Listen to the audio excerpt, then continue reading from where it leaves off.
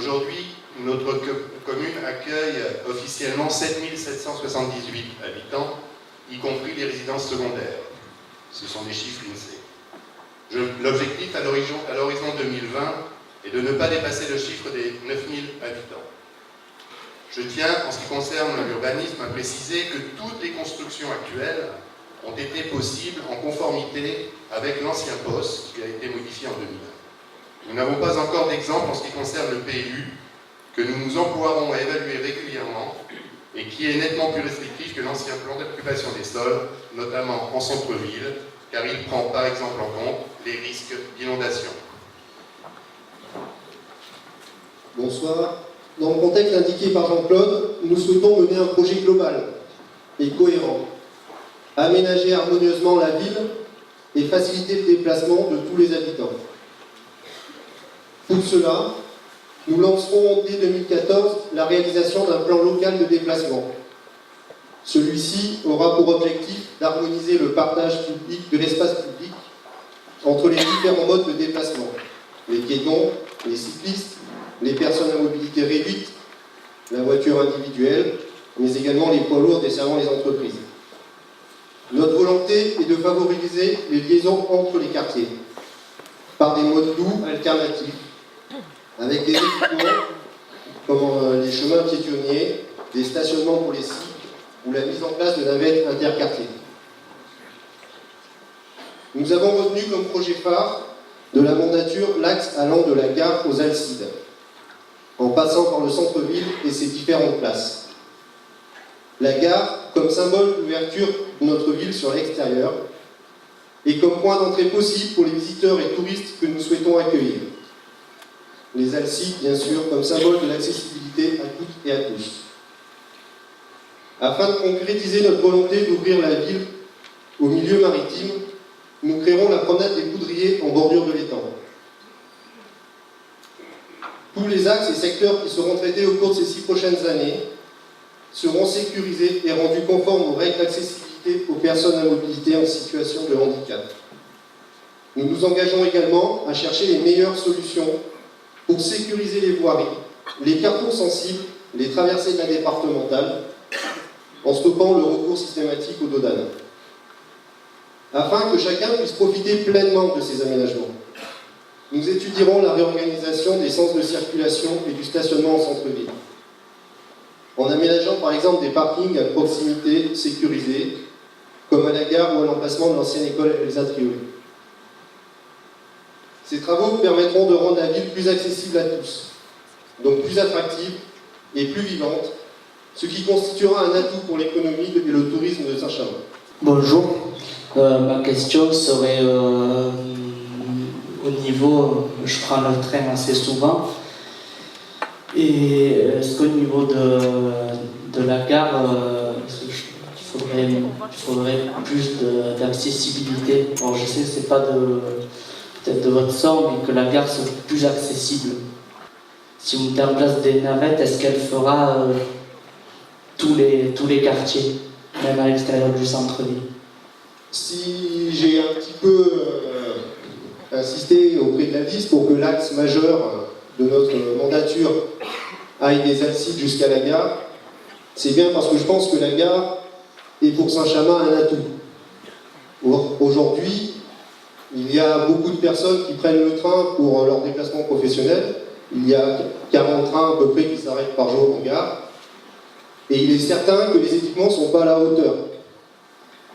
Donc aujourd'hui, nous engagerons effectivement, notamment dans le plan des déplacements locaux, des réflexions et des études et des contacts avec RFF et SNCF pour améliorer ces accessibilités à la gare. Le projet a été déjà engagé par l'ancienne municipalité, des subventions ont été sollicitées. Nous, si nous avons la chance d'être élus, on mettra en œuvre cette politique d'aménagement de la gare. Elle consiste en quoi? Elle consiste à aménager les parkings. La propriété foncière appartient à RFF et SNCF. Des conventions ont été passées et nous devons impérativement aménager aux frais de la commune et non pas aux frais de la SNCF ou de la région qui profite du prix de transport. nous devons aménager ces parkings.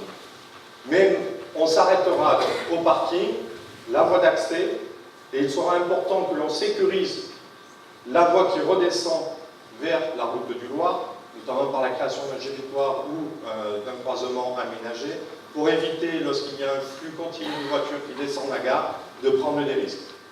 En ce qui concerne l'accessibilité de la gare elle-même, là on ne pourra pas y aller. La gare, c'est de la compétence de la SNCF, c'est sous la supervision de la région. Par contre, on essaiera de rentrer en contact très tôt avec l'ensemble de ces interlocuteurs pour essayer de faire en sorte qu'au moins une partie de la gare soit sécurisée. Une partie de la question était également sur les navettes. Effectivement, nous avons prévu une navette qui reliera les quartiers au cœur de ville, au centre-ville, à la gare, bien évidemment. Bonjour, je voudrais savoir si c'est possible que vous étudiez un système de navette sur réservation entre dans un autre domicile, mon domicile, et la gare ex-TGV, la gare de Miramas. Aujourd'hui, la compétence transport, c'est l'intercommunalité qui l'a. Aglo-Provence gère la compétence transport. Aujourd'hui, les transports urbains, ce n'est pas la commune qui les met en place, ce n'est pas la commune qui les décide. Il existe aujourd'hui une navette qui s'appelle navette TGV, qui part de la place Morgan, si j'ai bon souvenir, ou même dans la place des Trophées à Salon, et qui part régulièrement vers la gare TGV.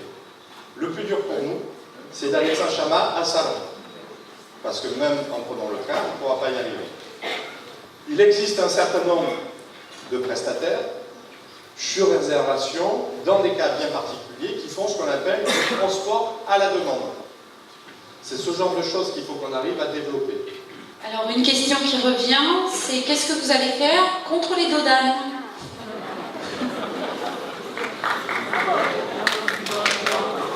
Je me permets de répondre.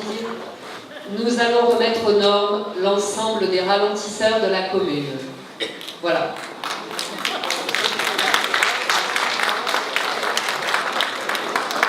Donc là, on prendra appui auprès des techniciens des services de l'État pour faire un diagnostic sur l'ensemble des dodanes, et ceux qui pourront effectivement être mis aux normes seront mis aux normes.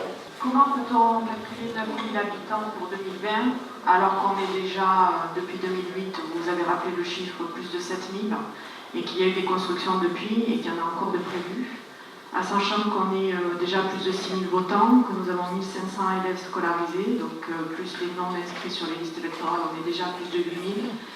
Pouvez-vous nous préciser vos calculs pour l'échéance 2020? Et j'aimerais savoir également pourquoi dans le réseau de l'Aglopole, puisque nous sommes une commune adhérente à l'Aglopole, nous ne sommes pas inclus dans leur système de bus. Je remercie Céline de la liste de M. Barbus d'avoir posé cette question. Au niveau du PLU, si je regarde rétrospectivement, 1999-2009, on a pris 1000 habitants. Nous, on annonce 2020, donc en 6 ans, 9000 habitants au maximum.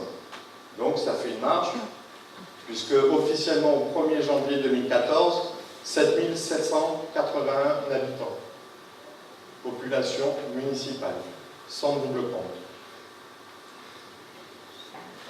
Donc la marge, il faudrait une évolution de plus de 4-5% par an, ce qui ne s'est jamais vu, puisqu'on tourne sur une évolution annuelle de 2% d'augmentation depuis de nombreuses années. Mais la solution la plus sûre, c'est la maîtrise de la gestion du sol. Et la maîtrise de la gestion du sol, c'est le PLU. Le PLU a été voté en juillet dernier. Il a restreint et réduit considérablement la possibilité de construire, notamment en centre-ville, où une étude qui s'appelle une étude hydrogéomorphologique sur les risques d'inondation a été mise en place, et un certain nombre de parcelles se sont vues considérablement réduites sur la constructibilité. Quand on regarde aujourd'hui sur Saint-Chamas, les zones à urbaniser sont peu nombreuses, et notamment la seule qui est à vocation urbaine future, c'est la zone du Guillet.